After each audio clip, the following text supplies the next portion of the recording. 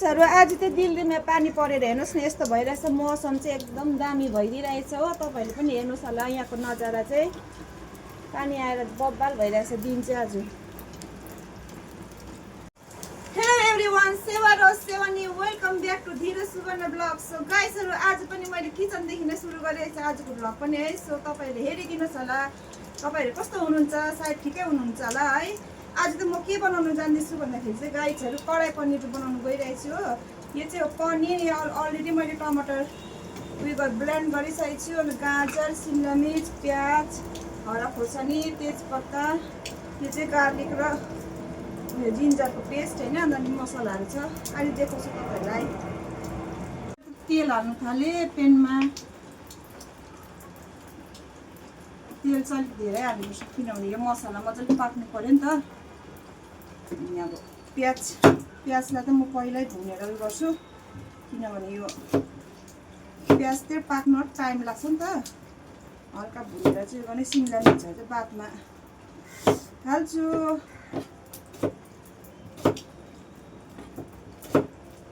मसला पकाउन थाल्यो हो यसमा त पहिला तेजपत्ता हालिदिएँ मैले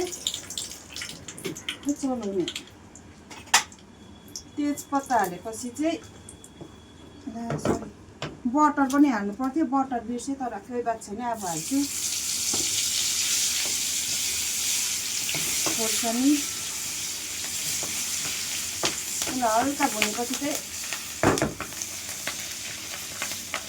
अदरक र जिन्जरको पेस्ट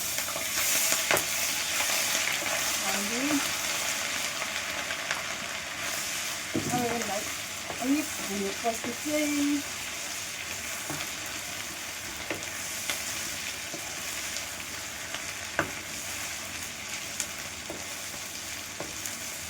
मसलालाई चाहिँ किनभने मजाले पकाउनु पर्छ नि त किन गनाउँछ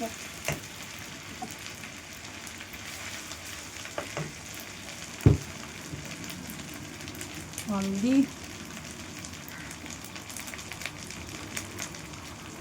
मेरो स्टाइल चाहिँ यस्तो छ तपाईहरु कस्तो टाइपले बनाउनुहुन्छ धनिया पाउडर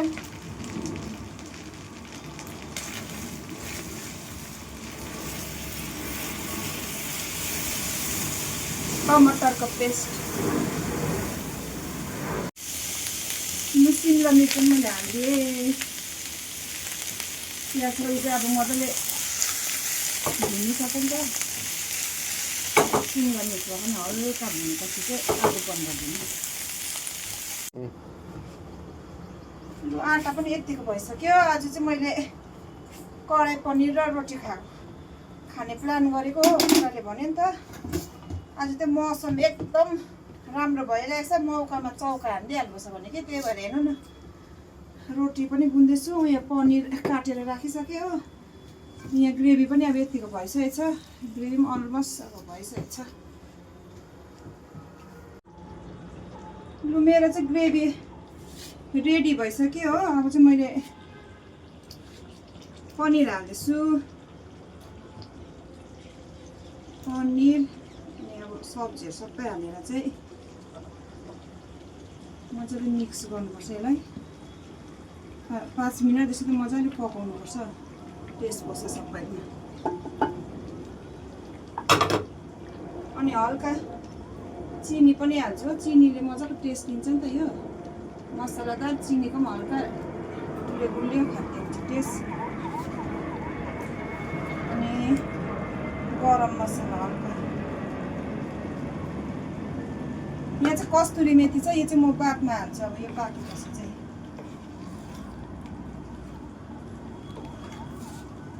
तपाईहरु पनि ट्राई गर्नुस् होला म चाहिँ अब यस्तो प्रकारले बनाउँछु तपाईहरुले चाहिँ कसरी बनाउनुहुन्छ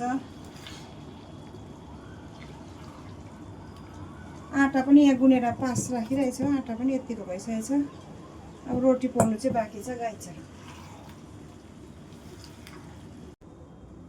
लु गाइसहरु मेरो चाहिँ रोटी अब स्टार्ट गरे हो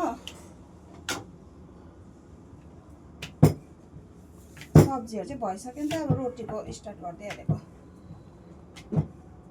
यो भएपछि चाहिँ रेडी भयो हाम्रो डिनर अनि लन्च बक्स पनि म आज नै हालिराखिदिने हो, किनभने बिहान हाम्रो टाइम हुँदैन। त्यही भएर हस्बेन्डको लागि चाहिँ म यस्तो भएको छ हाम्रो उयो चाहिँ। हेर्नुहोस् फाइनल लुक्स। हस्बेन्डलाई त अलिक धेरै हालिदिनुपर्छ, साथीहरूसँग खान्छ नि त उसले, त्यही भएर निकै हालिदिनुपर्छ खाना चाहिँ।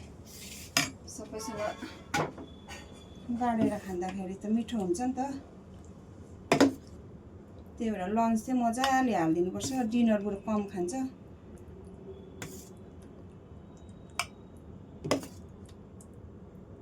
लु हस्बेन्डको लन्च पनि रेडी भइदियो हो।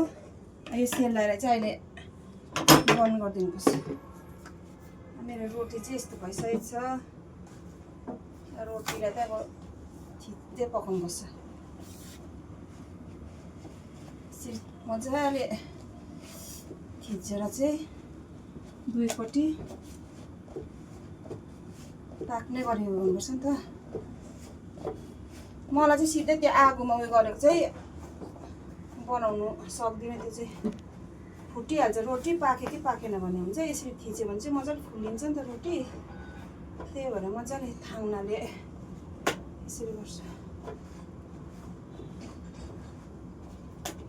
तपाईँहरूलाई पनि हाम्रो भिडियोहरू के कस्तो लाग्दैछ, मन पर्यो भने यसो सब्सक्राइबहरू गरिदिनुहोस् होला, लाइकहरू गरिदिनुहोस्। आजको भिडियो चाहिँ म यतिमै अन्त गर्दैछु है। सो तपाईँहरू पनि खुसी रहनुहोस्, स्वस्थ रहनुहोस्, मस्त रहनुहोस्, कहिले कहिले टेन्सनमा रहनुहोस्, तर ज्यादा जस्तो चाहिँ बिन्दास रहनुहोस् होला। तर आफ्नो काम र कर्तव्यहरू गर्नु चाहिँ नछोड्नुहोस् होला। Okay, bye bye, see you next video everyone. Good night.